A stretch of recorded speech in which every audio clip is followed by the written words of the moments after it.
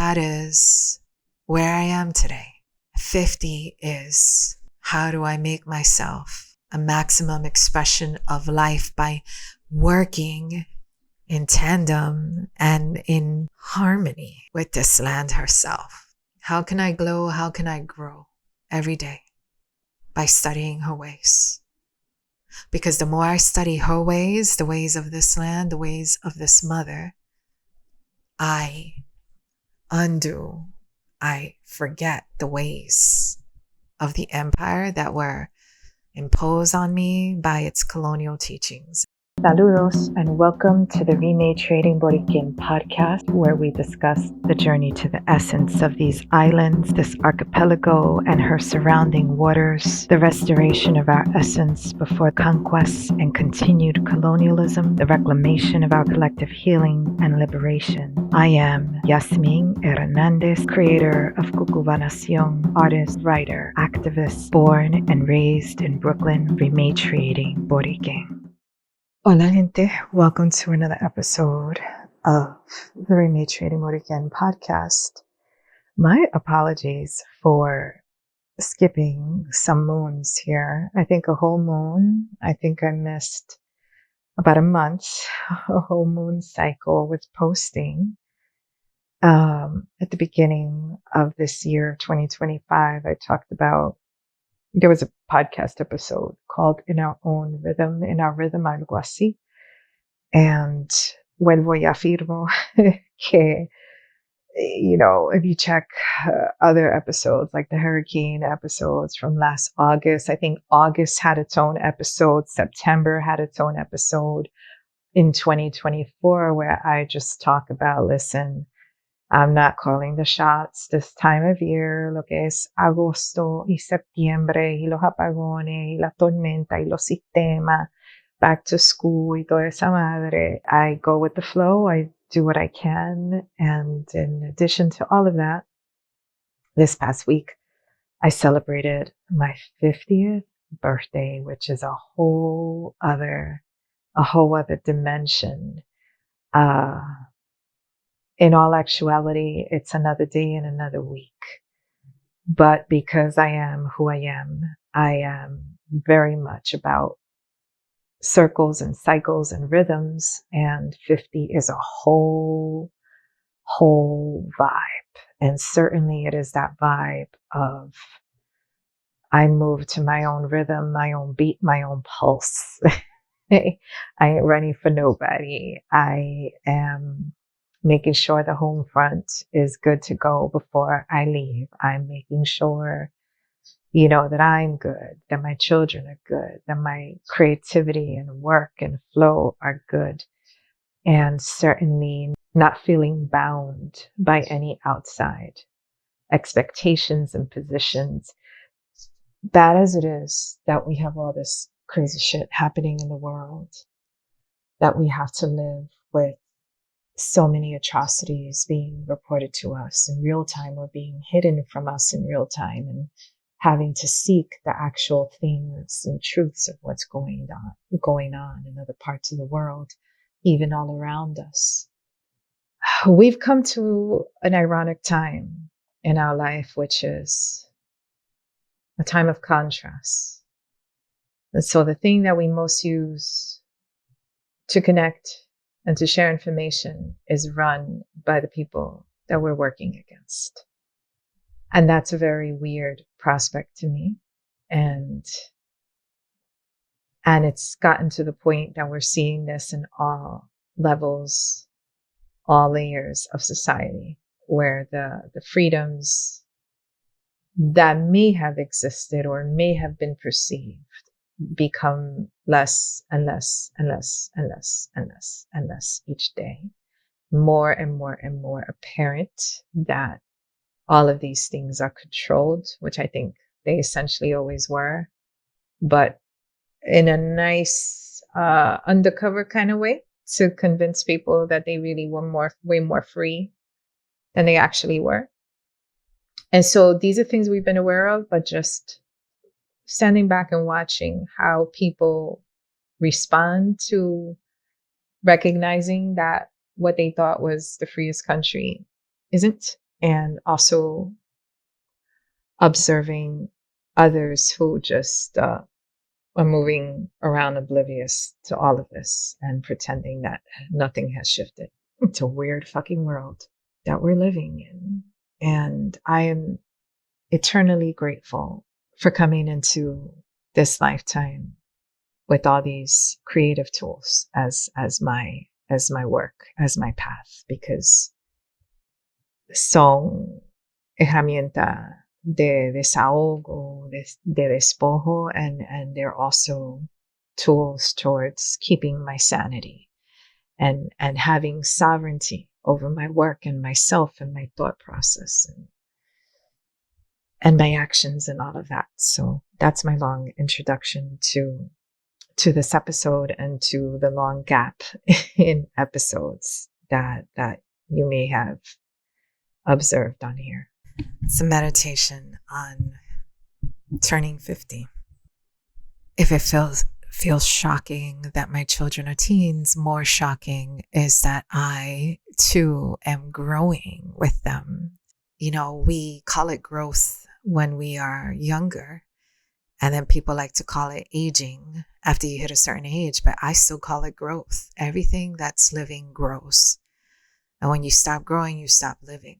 So the best way that I could describe that is that I still feel in essence of who I am as the same person that I always was, and very jovial in that respect. Of course, with more experience and more knowledge from these experiences. But it is really interesting to consider these paths that I've walked. I am an artist, a visual artist, a painter, an activist, a mother, among other things, who is very much rooted in my journey and history of having been born in Brooklyn, New York, to parents who were born in Ponce, Puerto Rico. My experience as an artist is shaped from that journey. It's shaped by having been born in the early rise of hip hop, coming out of like electronica music, of the influence of, you know, subcultures like punk and other subcultures of hip hop like graffiti. I'm Gen X. I was born in the mid 70s, and I love, love, love being where I am and being of this generation and of that time that I was born in, and witnessing everything I've witnessed since then with these eyes. But my only regret was that I missed the 70s because I was a baby. And the 70s is like my point of reference in most of my work. It is a point of reference in terms of so many creative movements and political movements. It is the time that the Puerto Rican independence movement packed Madison Square Garden, filled up Madison Square Garden with Puerto Ricans in support of liberation and allies. I mean, you can't really see stuff like that today, right? It's been so long since our movement has had that much momentum like it had in the 70s. We may have seen it around Vieques and other things. It is the time I always credit the music of the 70s as the reason why I chose to be born in that time and in Brooklyn, because it was some of the best music that I still listen to this day, even though I was not even consciously aware of what music was happening in that time because I was a baby. And so I very much consider myself a product of that time. It is some of the best salsa. We just lost Eddie Palmieri, who was a Latin jazz and Latin music, salsa, I'm not sure how much he used that term, musician, and one of my favorites that I picked up and started listening to his music as an undergrad, decades after that music came out. And so a lot of these movements, a lot of these artists that influenced me in my work, I've painted, I've documented, I've paid tribute to in my work, in gratitude for how they have all, and this music and this art and this political sensibility has shaped me in my own creative and political formation. From there to go to upstate New York, to Cornell University to study, which is where I meet the person who becomes my husband, the person that I would walk this journey with. Yo no grabo video hasta este punto. I hope to do so at some point. I'll make a switch and record videos of these.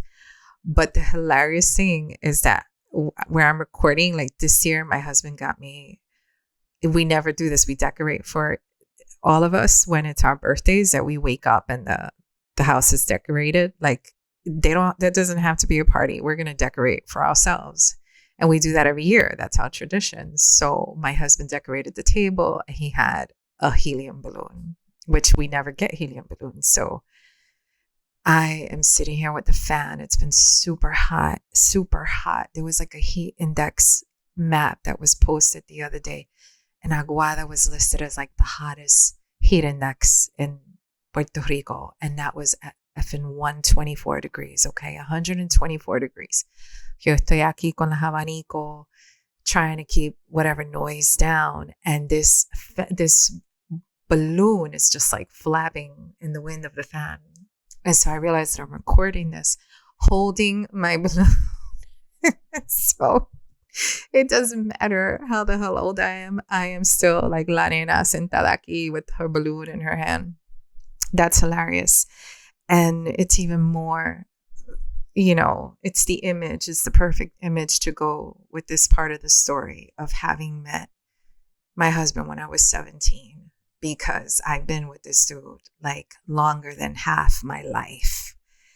And that is a significant presence, like the way that you become family after so much time of walking together. You are a child for a brief moment. You are an adolescent for a brief moment in life. And then to have someone that walks with you and chooses you and chooses to continue to walk with you and through adulthood and all the transformations and changes that you undergo as an adult, and to make that commitment to one another to continue to grow together through life's challenges is just a beautiful thing. And one of the biggest gifts, I believe, to have that and to multiply with this person.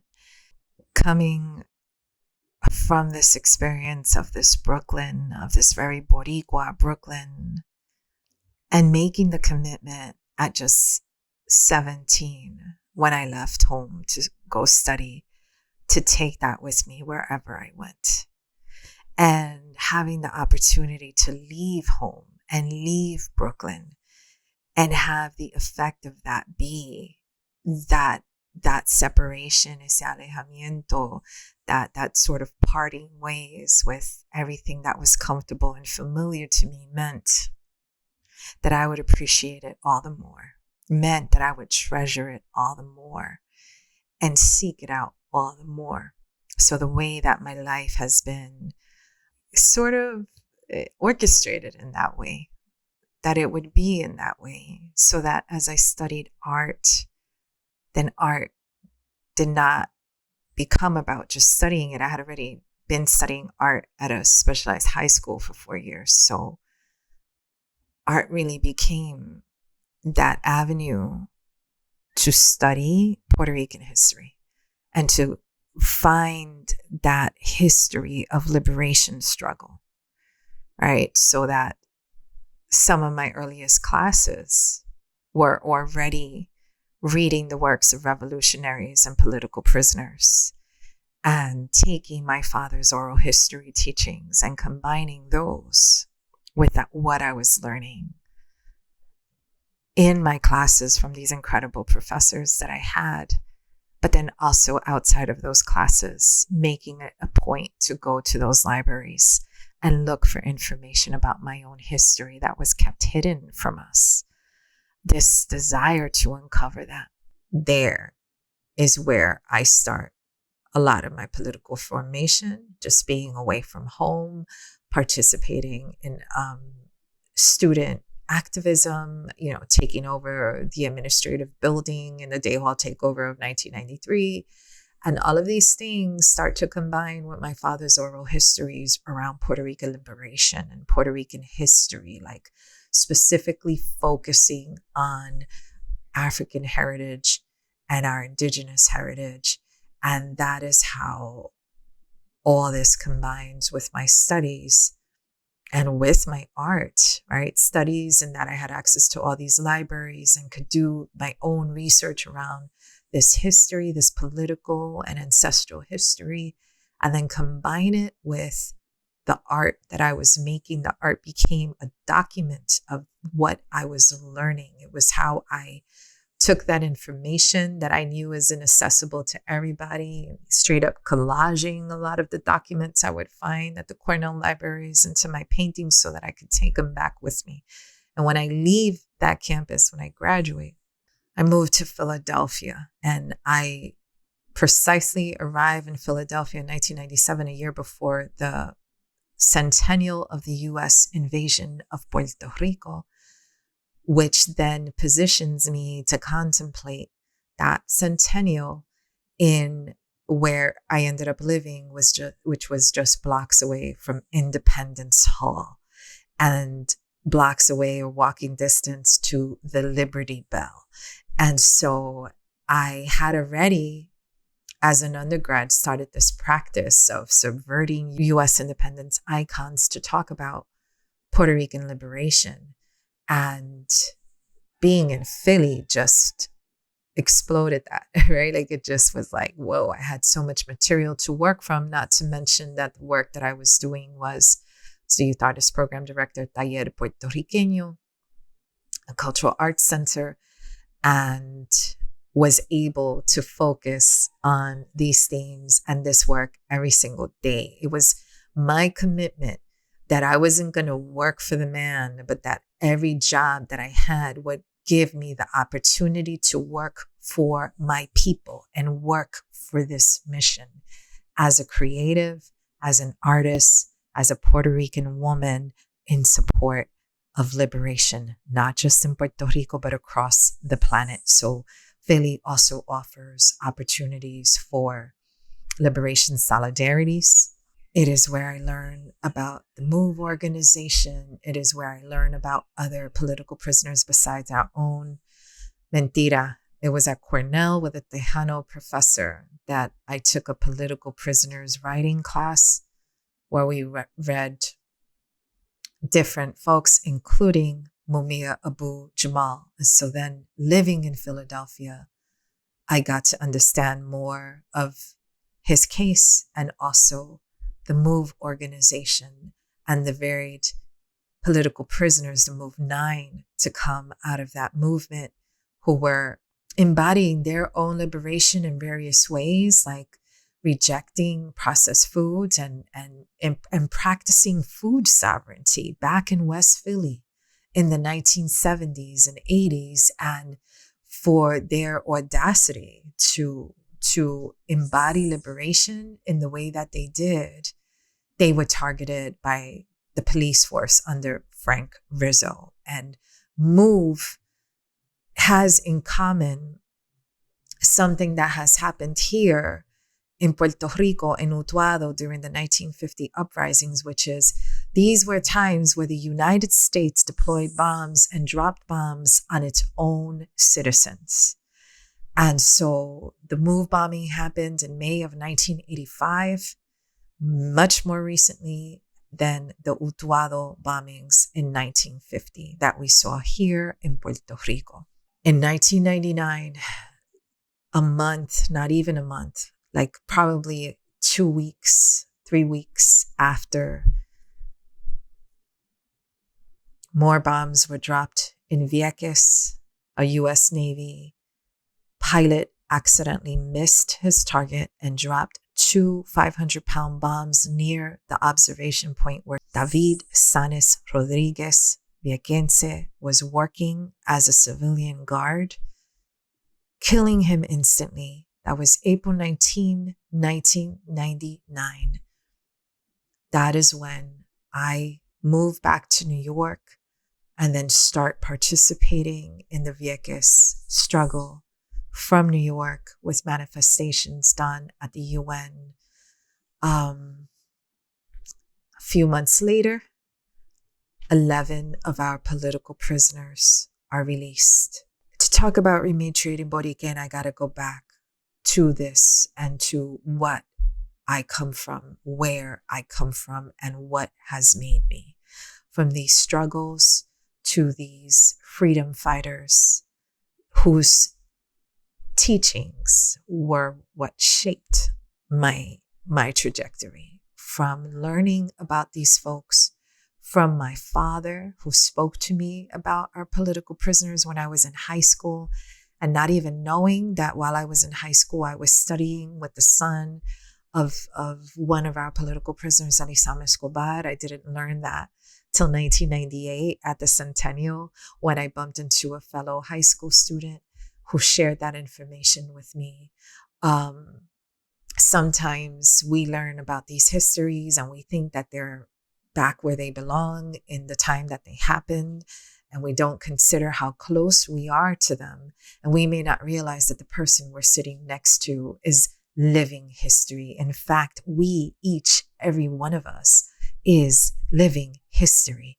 We live these experiences. We are witnesses to these experiences, and we each come with the power to shape these experiences. And so I have allowed these experiences to shape me, to shape my art, to shape my activism, and to shape the work that I do. My work continued through New York. That commitment to continue working towards this mission, working with my people, took me to different cultural arts organizations and after school programs and museums and institutions. And the ones that I spent the most time with were the Studio Museum in Harlem, where I started to work, and then in Museo del Barrio. The reason why I always talk about these 3 institutions, even though it was so long ago at this point in my career, I don't think of my work as jobs. My work is my creating. It's my art. It's my writing. It's my activism. Working with those 3 institutions, Taller Puertorriqueño, the Studio Museum in Harlem, and the Museo del Barrio, they were school. It was like a school. It was where I learned about our artists, our movement, our people in a deeper level, and was able to also learn more about generations that came before us and who worked to found these institutions in this diaspora, from Philly when I was there to New York City. And so that is why I do identify with the term Nuyorican, because also being in East Harlem for almost a decade, I think, that I was working in East Harlem. And by that time that I came back to New York, gentrification had affected my family since the time I was 8. We were pushed out where we lived in the Puerto Rican part of Park Slope when I was 8 years old. Moved to East New York, Brooklyn.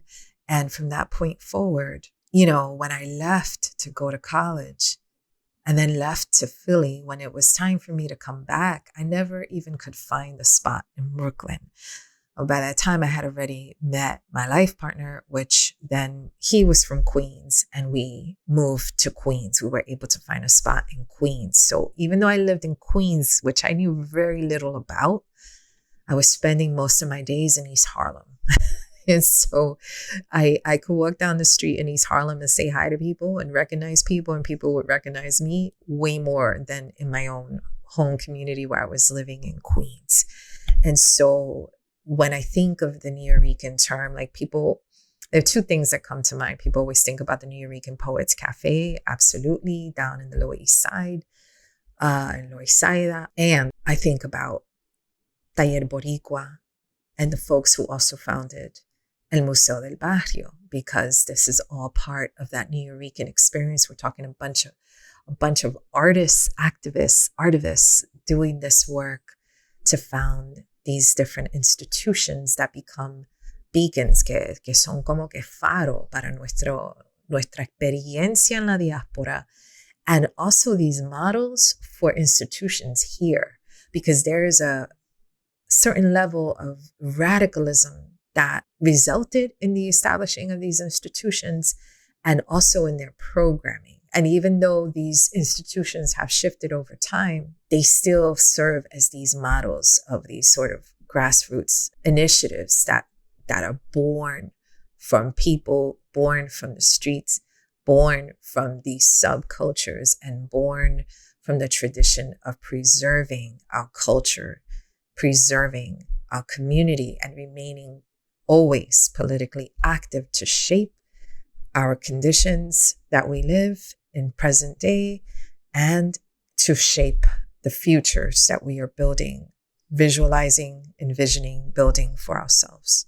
As an independent artist, always through this time, I worked on various projects, and one of them became a project in Vieques, where I wanted to document the struggle in Vieques. Vieques and its allies succeeded in removing the US Navy from its soils, or at least closing the base and ending the bombing maneuvers and practices and weapons experimentation, though they continue to detonate bombs to this day. So that was 2003 when they closed the base. And today that I'm recording this in 2025, they will still detonate bombs as part of a so-called cleanup effort to eliminate the bombs they've left littered across Vieques' east end. One of the things that I started to notice since my 20s was that as people would see more of my work and connect with the very overtly political images of my work and then meet me in person, it was this disconnect of people feeling like my demeanor, my composure as a human, as a person in front of them did not match perhaps a harshness or an overtness of the work that I was painting. And that this sort of, or sometimes timidness, or just a sort of quietness that I would give in person was a disappointment. This idea of, if you are an artist, then you must act the part and be a diva. And if you don't, then we're not going to give you the play or the respect that your work should generate by virtue of its own self, of its effort, of its commitment, of its sacrifice. I have had a different path as an artist. It was important for me to always communicate these hidden, suppressed truths of our people and of our collective, stories and histories that weren't always welcomed in art spaces, stories and histories that did not want to be seen or exhibited or discussed in certain spaces. And perhaps there have been delays in certain ways that people expect an art career to go down because of my commitment always to choose that essence, that history, that struggle, that pursuit of liberation, and make that the center of all things with regards to my work. So I find it very interesting that where my work is today is here in my ancestral land, here in my sovereign space, here in the community of Mayagüez, where I get to share it with the people first. I get to create it among the people. I did the studying and researching and reading and all of that stuff. And the first project where I came here and researched by interviewing people and speaking to the people themselves and painting them with their own stories cited in those works was in Vieques. And to be able to do that again with the Rematriation community here today, and to hang those portraits of the folks that make up this community in that space where we gather and discuss our collective experience within this practice of rematriation, within this return to reconnect to our essence. It has been a path marked by what heart dictates, what is just, what centers integrity and dignity from myself and from my people, even when I did not have resources or means to make this happen. And Lord knows that that was the bulk of my time here. And the importance that you learn here is the resourcefulness of making do with what you've got and making that work, because eso es lo que hay. And springing all sorts of infinite abundance from that space, because that's what earth does. You can take a barren land, crunchy as shit. When we moved into this house, there used to be a canopy, a sink metal canopy over the front of this house.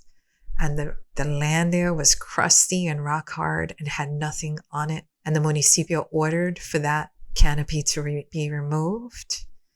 And there was like a little jungle growing on that patch of land, because the seeds are already there. On top of what grows on its own and what we've planted, and the flowers and the trees and the plants and the roots, that's what the land teaches. You take something barren, and if you give it the proper conditions, it'll grow.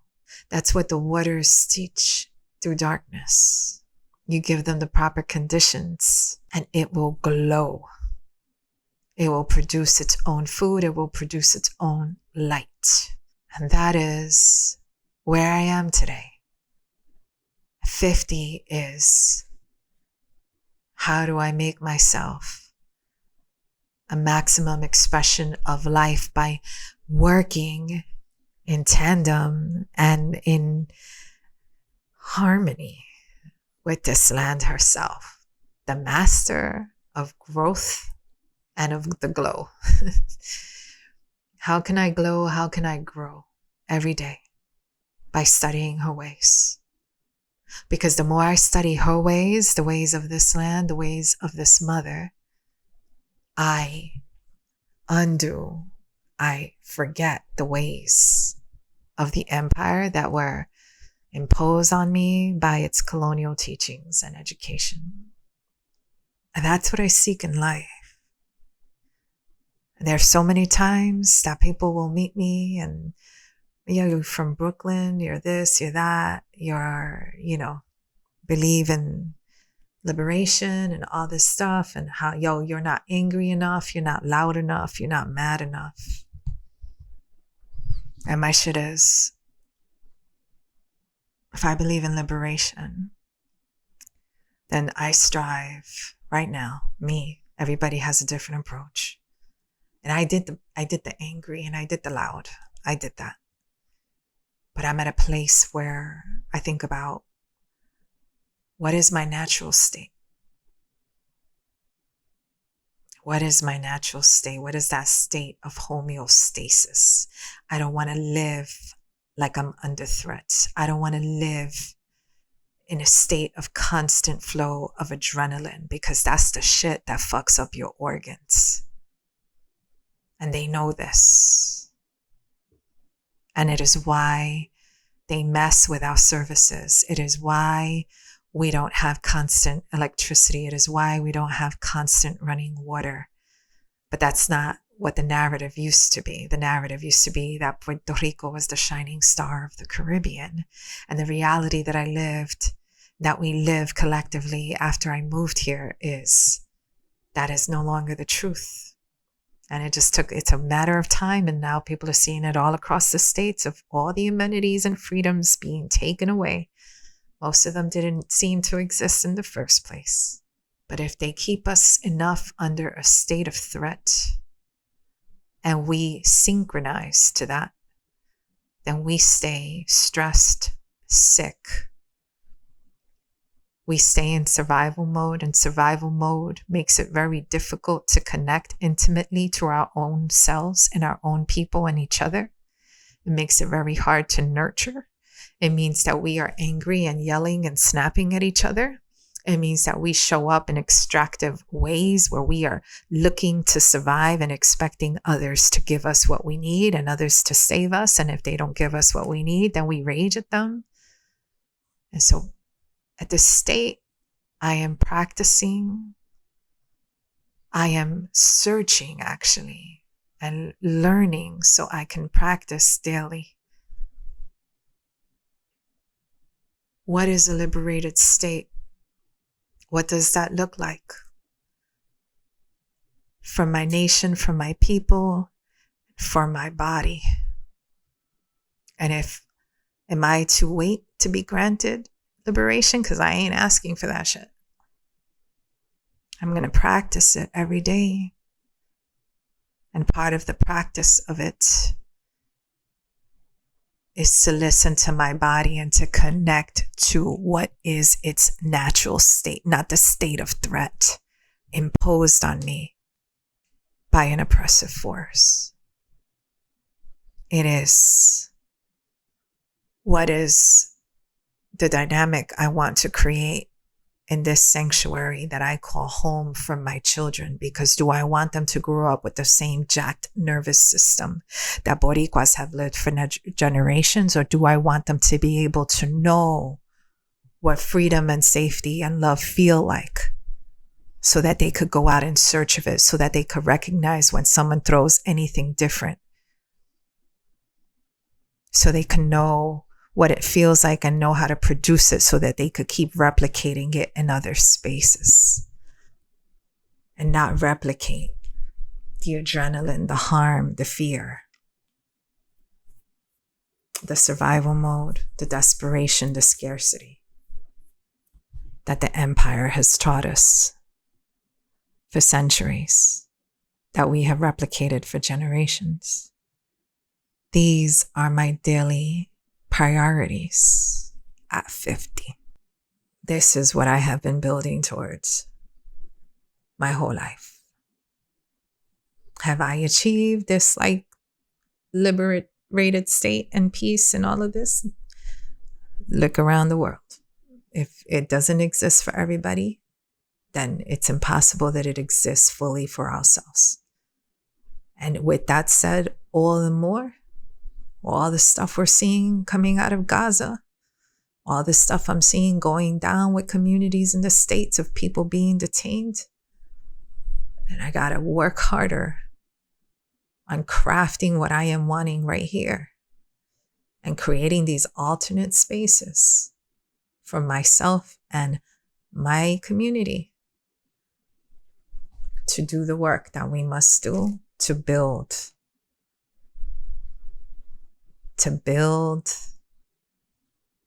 the nation that we are deserving. That is life today.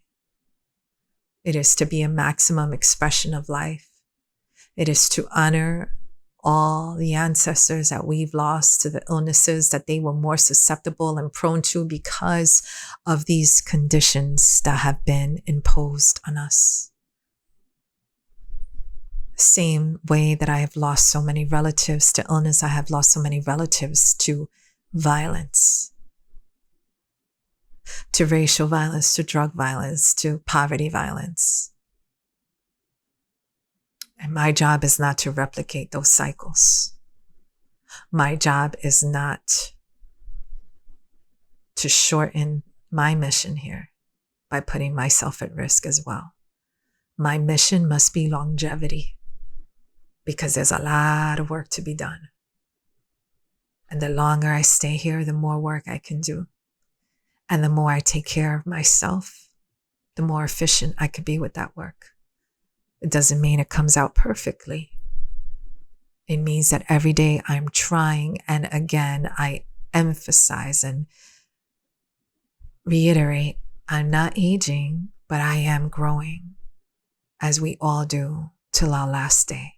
When we stop growing, we die. Every living thing grows. So I'm going to grow each day. What didn't work yesterday, take a different approach today. And make every day a maximum expression of life. I thought that I could make this a conversation about who is Yasmín Hernández and who is this person who's lived 50 years here and who created this Rematriating Borikén project that started as an art project and became this other idea, and who created this art series called Cucubanación that now is a little space and a growing concept, and all of this in Mayagüez. And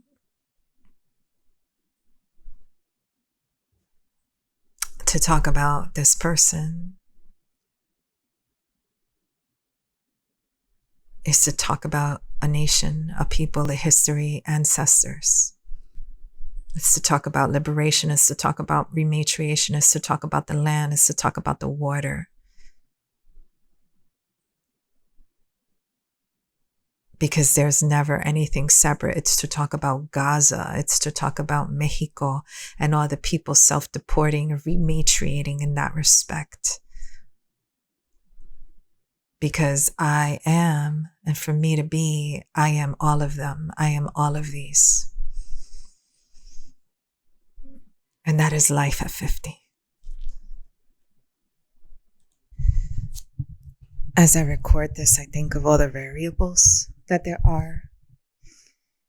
I'm chilling here recording this and forgot that like 10 minutes ago, tembló. There was an earthquake. And just realizing how I've moved on, and I'm just like, like, yeah, I moved on. Aquí sentada, grabando esto. And like the first thing I did was got up and texted my mother. Like, did you feel that? Texted my husband, who's in another side of the island right now. Texted our children who are at school at lunch, and you know, checking in with everybody and talking about these cycles and rhythms and beats and pulses. And that's so much of what my pulse and beat is today, has been recalibrated to the beat, the pulse, and the rhythm of this land, of this archipelago, of this island. I think of the rhythm, a new rhythm that is determined by this land and her waters and her waves, that is determined not by what I want and when I want it, as I think might be the US way that is taught, the New York way that is taught. Like people who travel here and are like, we're going to the beach, and I'm being very cognizant of our experience with the beach is very rhythmic. It's very seasonal. I know that a lot of people cannot understand that. How can you live here and not go to the beach? Well, there's certain times, depending on where on the island you live and certain times of the year, there are times that the beaches straight disappear. That patch of sand that you chill on and get a suntan during your visit may not be here in a few months, right? Like, depending on the weather patterns. And we have seen our beaches morph, our beaches come and go, our beaches disappear and then reappear. Y de hecho, I think of one particular beach that we've been going to like religiously since we've moved here. And that beach has a series of rocks on the coastline. And part of our family tradition is seeking those rocks and bidding farewell to those rocks when they disappear and get covered in sand. Sometimes they're under sand for years, and then this past summer, they reemerged. And because they reemerged, we were able to explore the beach in a new way, and it felt like a new beach, and different ecosystems were set up of different corals that started to grow and different little plant life that started to grow. And it had all these tropical fish that were just like contained in those pools, and we started to snorkel those pools. But that beach had not been the same since Maria, and then came back in a new way, even though it was much shorter and had a lot less coast. This morning, as I was driving, back from dropping my kids off at school, I could see that beach change again, porque hay como una marejada. Esto lo tengo que investigar. But Hurricane Erin, I don't know. I know that she had a huge impact on the Atlantic. And suddenly this beach was just covered with all this white espuma and like cuckoo waves, and you could barely see the sand. Why do I say this as I think back and reflect, right, on this half century of life? Is that I realized that I'm like esa costa. And that is, those are the cycles that I have undergone. That is the cycle of life. That is the cycle that we have all undergone. Yesterday, we had our trinchera de ideas on the theme of rebirth, understanding a concept that's very important to me in this time, these 11 years living here on Boriken, is that we're not just born and then die at the end of our lifetime. Death and rebirth is a consistent cycle in our life. We die several times throughout life, some of us more than others, and we are reborn in different ways. Now, this, of course, being symbolic, but sometimes the shit is like straight up.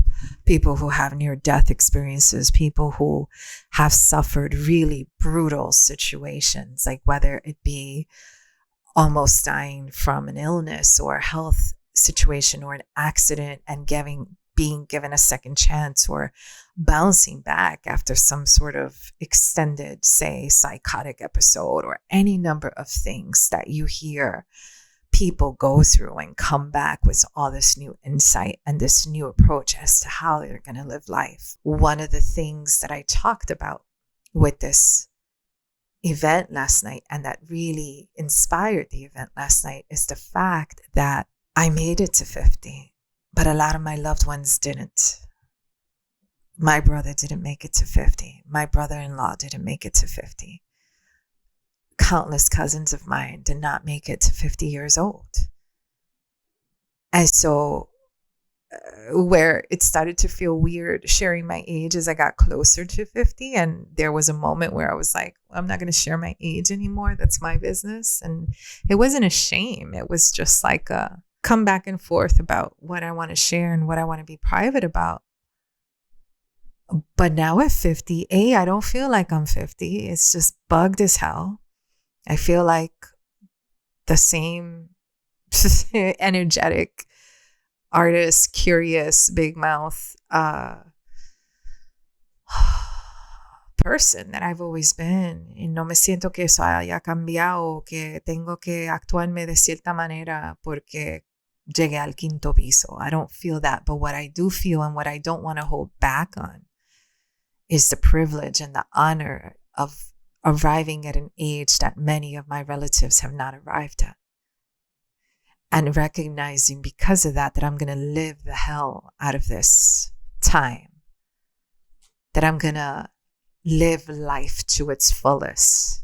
Last week we had an event called Poemas para Palestina, poems for Palestine. And these poems that we've read by different Palestinian artists from virtually the diaspora, the Palestinian diaspora, all spoke to life, to birth and rebirth and life, to the prevalence of death and this concept that life is the new revolution. That has been the pulsing message of mine in this past year, is recognizing life as the new revolution, because death has been used as a weapon of empire.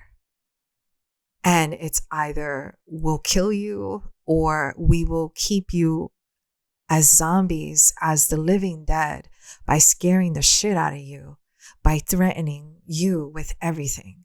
If you speak, we'll harm you. If you live freely, we'll harm you. If you express this and speak, if you are your authentic self, you will be harmed, you will be killed, you will be arrested, you will be detained. I consider what it is to stop and to pause and go deep within and think about life in every second of it. I think about the breath. I think about my experiences snorkeling with my family this summer and what it is to have my face underwater and down there hear my own breath. Beyond feeling this breath and taking in air into my lungs, the abundance of hearing that, of being submerged, suspended, floating over this water, over this new ecosystem where fish are swimming beneath me and seem to be comfortable with my presence there. And I see my family floating in the salt water together. So we are immersed in this womb together, in this saltwater womb of this island that I call the mother. And that's all the concept that I see as rematriation. And as I'm taking in this whole scenery with my eyes, and my body feels weightless and simultaneously suspended and held there by these waters, by this mother womb, I can hear my own breath. I can connect to that essence of life moving in and out of me. And I recognize how much I am, how much we are, just like those morphing coastlines, those moving coastlines that are in constant communication with the sea. Toda su orilla, la orilla de esta isla, de cada isla, de este archipelago, de cada isla de la Antilla, and our dance, a consistent dance with the waters. And the waters come in myriad forms. Sometimes they just float and sit there like peaceful pools, and other times they come in with fury, and they come and they take, and they come and they claim, and each time a wave comes in and recedes, jala y se lleva la arena, y va desconstruyendo esa costa, y va revelando las cosas que están de abajo. Here in some places they'll reveal rocks covered with petroglyphs. Or they'll uncover some ship that the US military used off the coast of crash boat, like Maria did, right? All this debris, colonial debris left sunk off our coastlines. And sometimes these surfs come in and uncover and reveal. And so that's what life is. That's what a lifetime is. And I'm not speaking like I've lived a lifetime, because I intend to be here a lot longer. But just reflecting back on 50 years, which is a long time. Pero coño, specifically these 50 years. And the vast changes witnessed in these 50 years. In 50 years, having been born in 1975, the heart of like Black and brown power coming off the civil rights movement and the founding of so many beautiful organizations, like these organizations that I've had the privilege to work with. And I think of Taller Boricua in New York, and I was able to work with in Museo del Barrio and the Studio Museum in Harlem, and Taller Puertorriqueño in Philadelphia. Institutions like this that gave our people voice and our artists a space to show our work, that taught our kids, that reconnected us to our essence, that taught our histories, regardless of what people think of these institutions today. And I haven't been in the States for 11 years, so I can't speak for what they are today, but I'm giving tribute to the people and the people's struggles that gave birth to these institutions. Thinking about 1975, year I was born, all the anti-war manifestations, all the movements to reconnect with self, to reconnect with ancestral ways, to reconnect to our history, to practice liberation daily. I think of the Young Lords Party, I think of the Black Panther Party, I think of the Brown Berets, I think of the American Indian movement. And in just these short 50 years of my life, to watch this administration just undoing all those decades of work, all these generations of sacrifice and struggle. And within this time, the vast advancements, the quantum leap of technological advancements and spiritual advancement, of how much we know, of how we connect, of how we can move around this planet, of how we can like be in multiple places around this planet at the same time because of the internet, because of social media, because of different means of transportation, and have come so far in understanding so many cultures and communities across the world and moving with them and knowing them and moving from country to country and understanding how people live and speak and work and think and act and sing and dance and play and eat and pray. And then just watch this country regress how many decades and undo all this work. 50 years of a lifetime coming from black and white television to color television, because we still had a lot of black and white TVs and with the dumb Johns with the coat hangers on top, right? Or coming from 13 channels. And if you wanted to go beyond 13 channels, then you had Channel 21 and Channel 25 and Channel 31 in New York City, and those other channels over there were the channels where you can get video music box after school and see DJ Ralph McDaniels playing all these dope hip hop videos, the classics. And it's where you saw PBS programming. And I think of Stevie Wonder and I think of Rematriate on Sesame Street, bringing flavor to our children. And I think of the different colors of children that would appear on Sesame Street. I think of PBS airing The Double Life of Ernesto Gomez Gomez in the summer of 1999, the story about our beloved freedom fighter ancestor Diaspora Pagan, and how she had to send her son to safely be raised in Mexico before becoming a political prisoner because the feds were after her and her husband at the time. The story of this young child, Ernesto Gomez Gomez, now an adolescent, learning that he's not Mexican, seeking, this journey towards the United States in search of his mother. And how several months later, then U.S. President Bill Clinton signs clemency for 11 of these political prisoners, including Diaspora Pagan. And to today, they're going to close PBS. They've dissolved this programming. They're trying to replace it with some bullshit programming that rewrites history, that declaws what chattel slavery was. And I recognize that I, as a 50-year-old, am testament to all of this. We are witnesses to all that we've lived and all that the generations that birthed us live. I've seen a scary tendency, because the people that came before me and the people of the 60s and the 70s that did all this work when I was just a baby were some badasses.